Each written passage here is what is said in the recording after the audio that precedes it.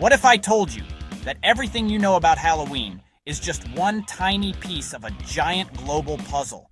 Today, we are going on an insane journey around the entire planet in just 5 minutes to uncover the wildest, spookiest, and most unbelievable Halloween traditions from every single corner of the globe.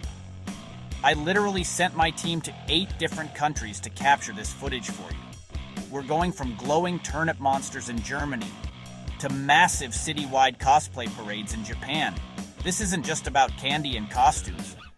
This is about ancient rituals, honoring the dead, and festivals so crazy you won't believe they're real. And, to make this even more insane, for every tradition we explore, I'm going to give one of you watching right now $1,000. All you have to do is subscribe and comment which tradition you think is the coolest. But you have to watch the whole video, because the last tradition we show you might just be the most surprising one of all. You think you know Halloween? Trust me, you have no idea. We're about to witness how 8 different cultures celebrate the spooky season, and it's going to completely blow your mind. Alright, first stop, we're starting with what you probably know best, the United States. This is the Halloween that has taken over the world. It's all about the candy. Every single year, millions of kids put on insane costumes, superheroes, spooky ghosts, and go on a mission. Their goal? To knock on as many doors as possible and say the magic words, trick or treat, to collect a mountain of chocolate and sweets. It's basically a nationwide candy heist run by children, and it is an absolutely massive spectacle to see in person. We went to a classic American suburb just to see how crazy it gets. The entire neighborhood transforms into this giant, glowing theme park. We saw houses covered in fake spider webs, skeletons sitting on porches, and the most incredible carved pumpkins, called jack-o'-lanterns, lighting up the streets with creepy, flickering faces. It's like every house is competing to be the spookiest on the block. The costumes are next level, too.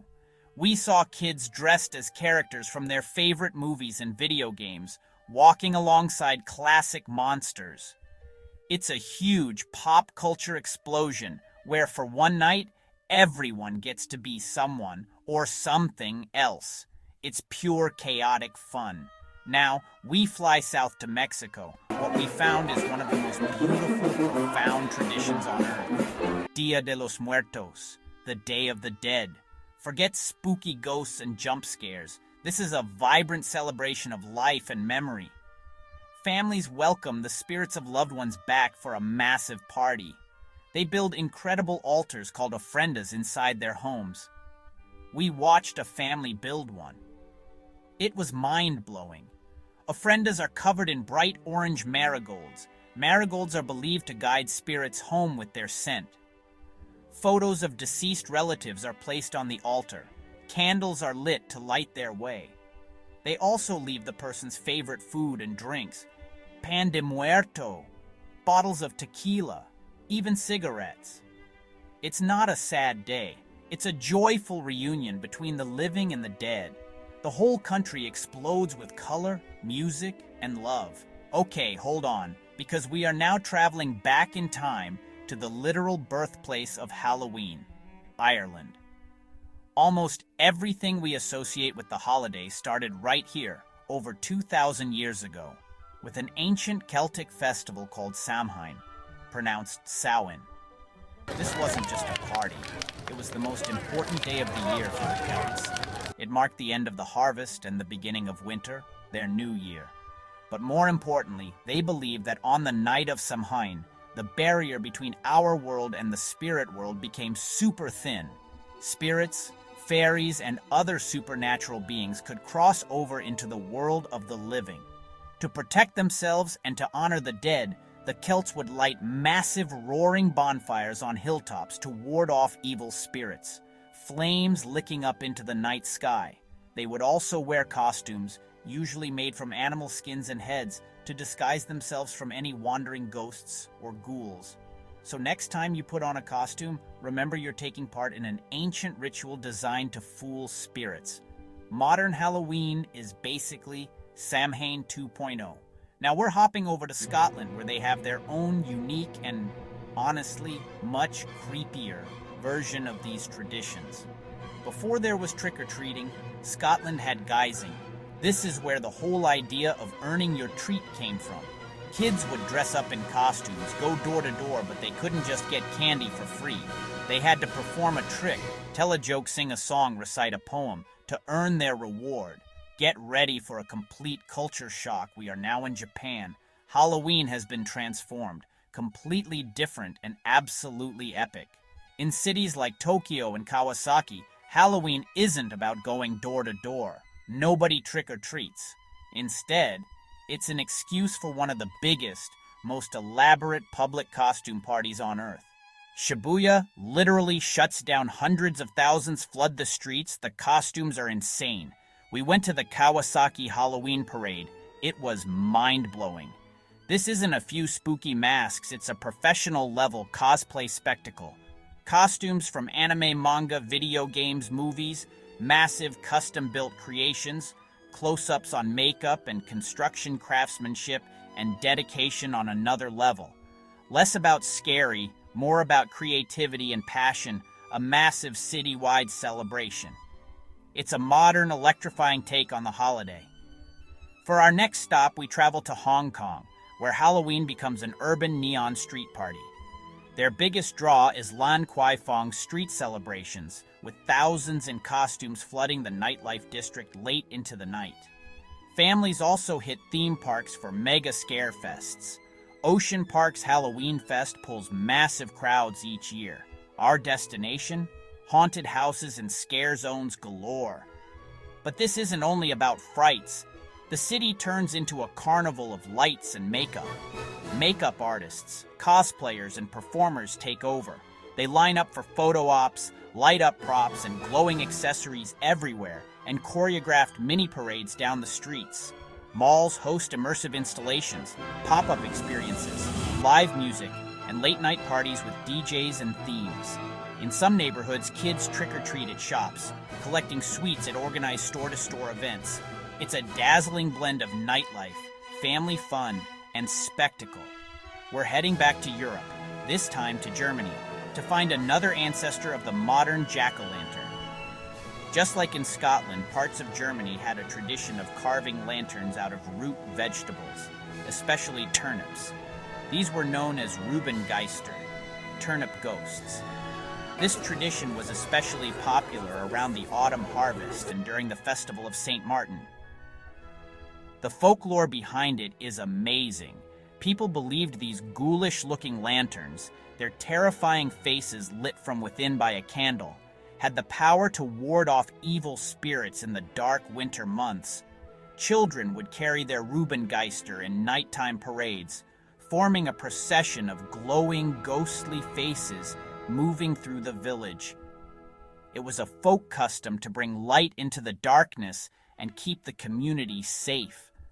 One simple idea, carving a face into a vegetable, popped up across Europe long before pumpkins became the go-to choice. For our final stop, we land in Singapore, where the vibe is sleek, safe, and super organized with massive polished productions. The headliner is Halloween Horror Nights at Universal Studios Singapore. Running every year around October, it transforms the park after dark.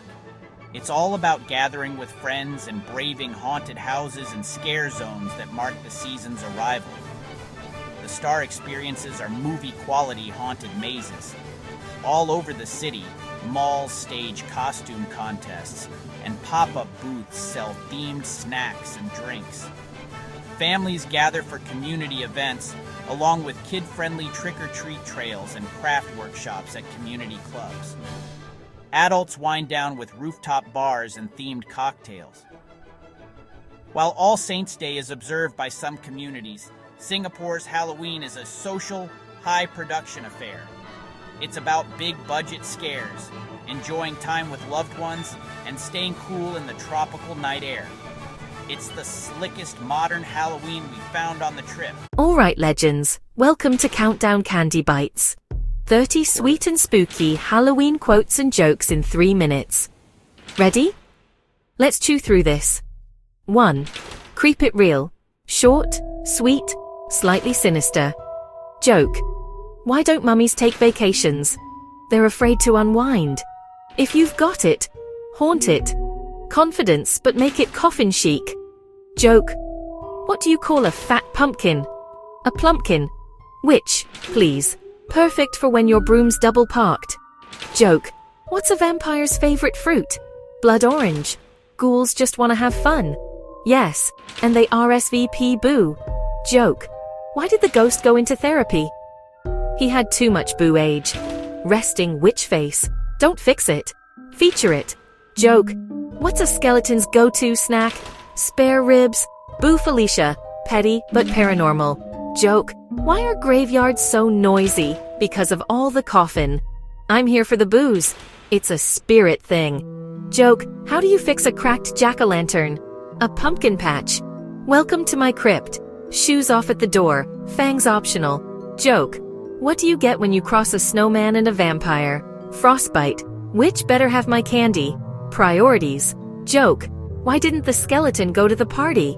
He had no body to go with. Broommates. Because rent in the underworld is ridiculous. Joke. What's a ghost's favorite dessert? Ice cream. Trick or treat yourself. Self-care but sugary.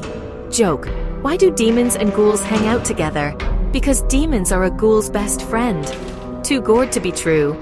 Seasonal swagger. Joke. What room do ghosts avoid? The living room. Fangs for the memories. Smile like you mean it.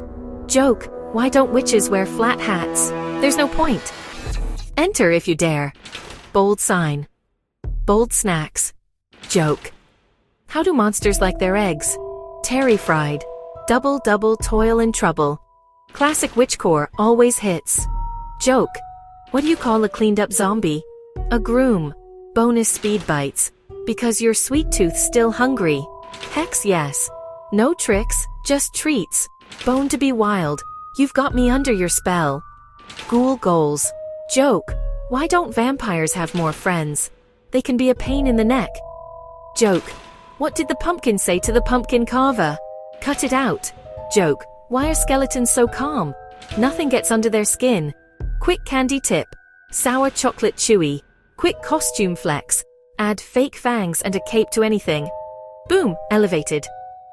Alright, if any of these made you cackle, drop your favorite in the comments and tag someone who needs a last-minute caption. Trick smart, treat harder, and stay spooky. Happy Halloween. By the pricking of my thumbs. Something wicked this way comes. Some nights carry a thrilling chill. It crawls up the spine. We grin. Halloween, the air crackles with stories. Small, delicious scares that end in laughter. We gather close, faces lit by a carved pumpkin. Beyond the glow, the world feels vast. Between light and dark, we listen. To understand this night, we look back. To understand Halloween, we must travel back in time to the ancient Celts. Over 2,000 years ago, they marked the end of the harvest with a festival called Samhain. On October 31st, they believed the boundary between the living and the spirit world became thin, allowing ghosts to return to Earth. It was a supernatural threshold, a time of both great respect and apprehension. To protect themselves from these unwelcome visitors, people engaged in specific rituals. They built enormous bonfires on hilltops, believing the sacred flames had protective powers that would purify the land and ward off evil spirits. People also wore costumes and masks, typically made from animal heads and skins. The purpose of this disguise was deception. By masquerading as fellow spirits, they hoped to fool any harmful entities they might encounter. The presence of spirits also made this a powerful time for divination. Druids made predictions by examining bonfire flames, while ordinary people played simpler fortune-telling games. In one game, a young woman would throw an apple peel over her shoulder. The letter it formed was thought to be the initial of her future husband. Halloween is filled with surprising facts. For instance, the original jack-o'-lanterns weren't pumpkins, but turnips, carved by the Irish to ward off spirits. When immigrants arrived in America, the larger pumpkin became the canvas of choice. And trick-or-treating?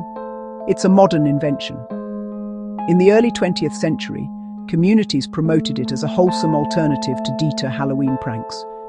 Even its colors hold meaning. Orange for the autumn harvest and bonfires, black for the death of summer and the mystery between worlds. Today, Halloween is a global phenomenon, a vibrant mosaic of old and new. A night of sweet indulgence, creative costumes, harmless scares and booming laughter. The ancient rituals of the Celts have transformed into games of trick or treat, and sacred bonfires have been replaced by the gentle glow of smiling pumpkins. Yet the core spirit remains, a night to acknowledge the boundary between the seen and unseen, now with a playful wink. Whether a solemn remembrance or a joyous party, this flexibility is Halloween's greatest strength, a perfect blend of the sacred and the profane. The echoes of bonfires and whispers of spirits linger, waiting for the next dark night, ripe for magic and mystery once more. Halloween lets us confront our primal fear in a controlled, playful way. It's a night to look into darkness and not be consumed. But if you take one thought away, let it be this: Halloween is a bridge. A simple, beautiful bridge that connects the past to the present, fear to friendship, and loss to laughter. On this one night, we are invited to walk across that bridge and share in the simple, warm light of community.